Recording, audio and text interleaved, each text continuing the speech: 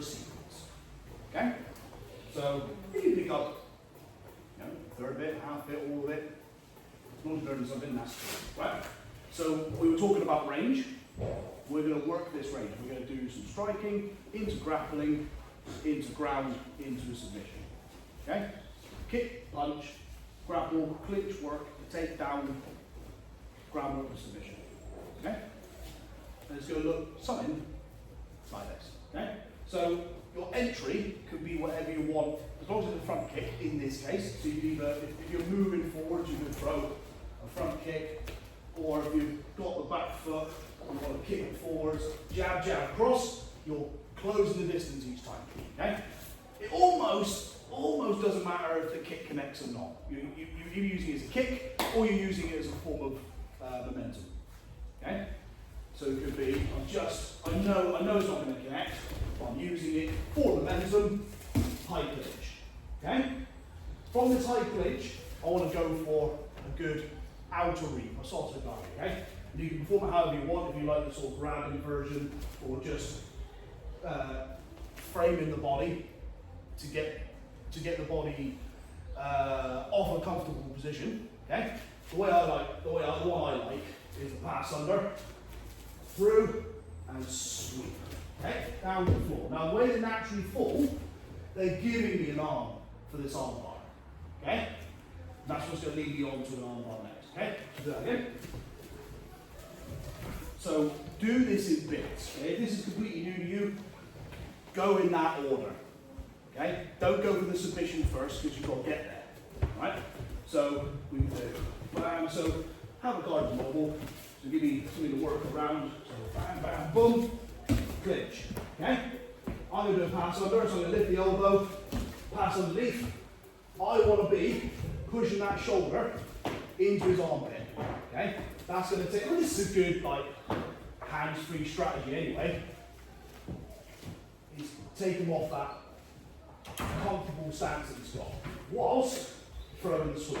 Okay? He's going to do a nice break forward and land on the floor. Wham, like that. I've got that arm. Okay? Now I can do two things here, depending on how he lands. Okay? I can either do stepping over, suck it in, straight into an armbar. Okay? Bring the knees in, the feet in, pinch the knees together, pull the, as long as the thumb's pointing upwards, and then slowly until he taps. Okay? If you can slap me, even better. So give me a big slap on the leg. That's it, big slap. Yeah? That says stop. Okay? And then again. Okay? Depends on how they fall. Okay? Try that again. Right? So again, I could double jab, jab, cross, clinch. See, I'm using momentum to move myself forwards. Okay? Pass through. I've got this. Go plan B. Take it into a headlock or one head arm choke. But I'm not going to carry on with this. Pushing this shoulder back, shoulder up, moving in this direction. I'm effectively taking the weight out of the leg on a sweep. Yeah? I'm taking the shoulder back, taking the other shoulder back. So you're already thinking about going, right? So that sweep should just about finish him off. Okay? The other thing I can do, I can do a knee on belly, which is the meaner version. Okay? And then when he goes down, if I need to punch him to the floor, I'll punch him to the floor, I'll punch him to the floor, very nice and rich. Keep that arm, throw the other one over, and then I've got the other version where my foot is tucked in, as opposed to that way. Okay? So that's where I haven't done the step over, and I'll do the same thing. Tuck the heel in, he's going to give me a nice big slap on the leg, like that. Okay? If he can't reach my leg, in for any submission you do, heavily tap the floor, but it's got to be nice and loud. Okay?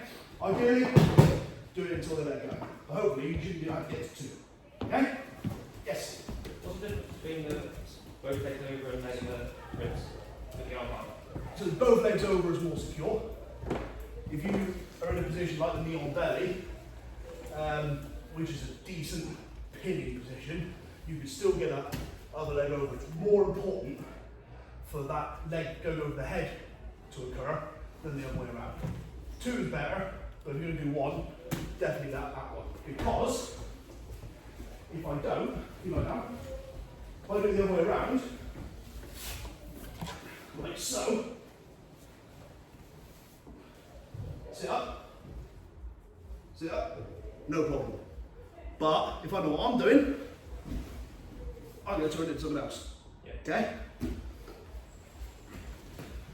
So it's always good to pin that head down. One way I was taught is like riding a bike. So like foot down, then foot in, as you push the hips up and just tap on the seat. Okay? So I want you to do it in that order. Okay? Don't rush ahead. I'd rather you get the kick and the jab, jab, cross and the clinch. Get that, then move on to the next bit.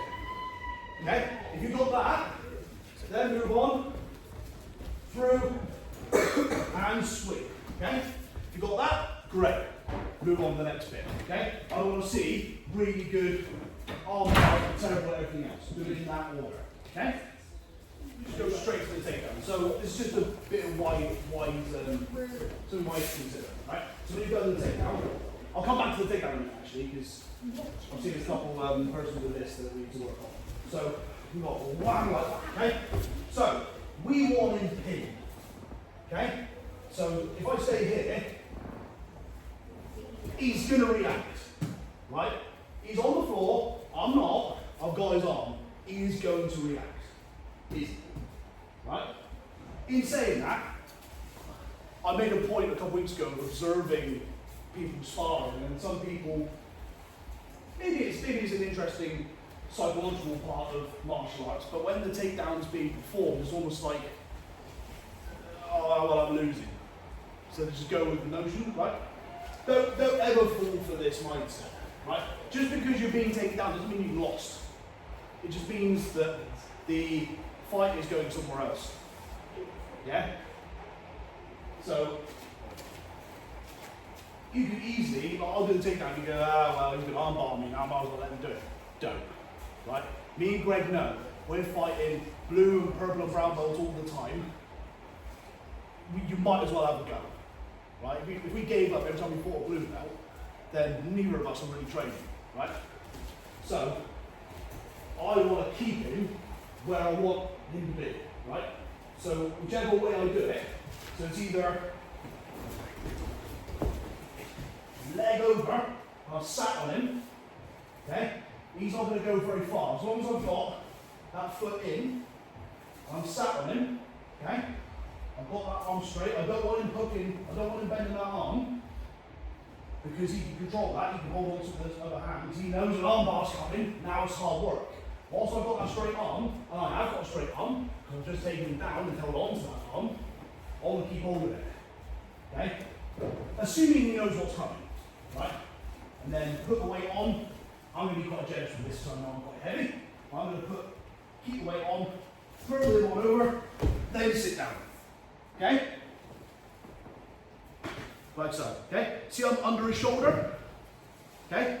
What I'm seeing a bit of, and I totally get why people are doing it, because I'm sure I did it 100 times before, so I'm doing it somewhat proficiently. It's falling over and then readjusting like this. Whilst I'm doing this, he's rolling over, facing towards me, and he's trying to get the dominant position, okay? If you want control, especially on the floor, you've got a pin, okay? So it's either going to be by doing that and here, or if you bottle it, or you try a different strategy, and you've got the knee on belly, okay? Which again, I'm being nice here, so I should be doing it literally the knee in the belly, okay? Again, that'll keep him pinned just long enough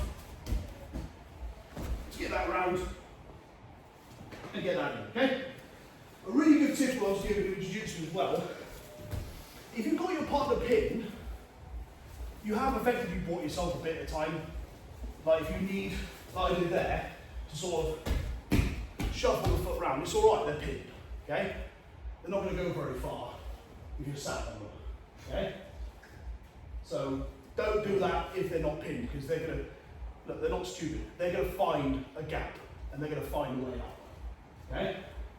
So bear that in mind. Either get that foot in and sit, or knee on belly, pin them down, bringing up this leg, like so, okay? But don't get to that unless you're focusing on the other side. Oh, the takedown, the sweep shouldn't be that hard, okay? If I've done all the prep work, right, I've done a lot of forward momentum stuff, I've driven it back, and he's already on the back heel, I've passed through here, the shoulders up, I'm pushing the shoulder back, all like that. I want him on that foot, okay? I don't want to be chopping that leg like an axe, okay? I want to be here, so taking him down to the floor and sweeping should be knife through butter, not axe through tree, yeah? Everybody understand? As opposed to, do it to me, right? I won't do it to you, you do it to me, right? So don't do what I just said. Now just boot my leg, just boot it, really, really hit it, really hit. Not that. That's too hard. Okay? So what he wants me doing, push me back, push the shoulder back. I'm already going. See what I mean? He might not even need to do it. He's already destroyed my structure. I'm already going to the floor. Awesome. Okay?